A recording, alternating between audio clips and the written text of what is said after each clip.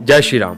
आप सबका फिर से स्वागत है मेरे चैनल विकास राणा बीके में। तो आज मैं आपके सामने वीडियो लेके आया हूँ कि कभी कभी ना हम ऐसे लोगों से अपनी बातें शेयर करते हैं या ऐसे लोगों से हम कुछ मांगते हैं जो हमें देते तो हैं लेकिन बाद में सुनाते काफ़ी हैं। तो एक छोटी सी कहानी है। एक राजा था, उसके घर कोई संतान नहीं थी। तो उसने यज्ञ वगैरह किए, बहुत कुछ किया लेकिन उसकी संतान नहीं हुई। तो उसको किसी ने सलाह दी कि तुम एक काम करो, एक अपने इस राज्य में एक बच्चे की बलि दे दो।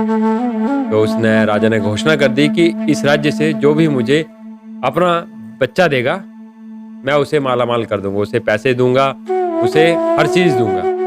तो गांव में एक परिवार था, उसके 4 बच्चे थे। उसने अपने सबसे छोटे बच्चे को राजा को दे दिया।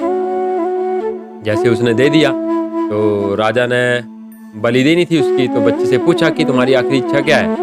तो बच्चे ने कहा कि मुझे बस इतना सा माटी का ढेर दे दो। तो राजा ने कहा ठीक है। राजा ने उसको माटी का ढेर दे दिया।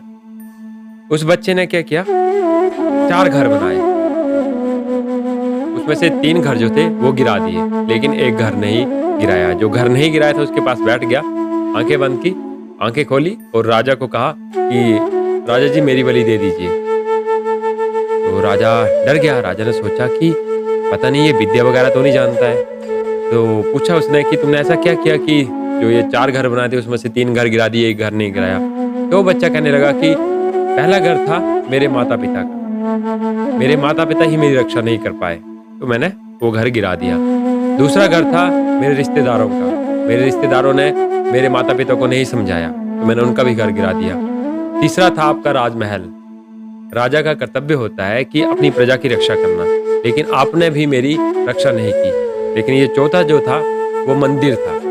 मैंने भगवान से प्रार्थना की कि हे भगवान, बाकी तो कोई किसी ने मेरे साथ नहीं दिया, हो सके तो आप मेरे साथ रहना, आप मेरा साथ देना। बस ये प्रार्थना की। तो राजा घबरा गया, राजा को थोड़ी आंखें खुल गई। राजा ने कहा कि मैं तुम्हें ही अपना बेटा बना लूंगा।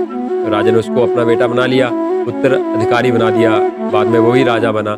तो इस छोटी सी कहानी से हमें ये शिक्षा मिलती है कि हमें हमेशा भगवान के आगे ही मांगना चाहिए। हमें कहीं लोगों के आगे गिड़गिड़ाना नहीं चाहिए, लोगों के आगे अपने दुख दर्द नहीं सुनाने चाहिए, क्योंकि कभी कभी हम ऐसे लोगों के साथ अपने दुख दर्द बांट देते हैं, अपनी मांग लेते हैं कुछ उनसे कि बाद में हमें पूरी जिंदगी भर पछताना पड़ता है।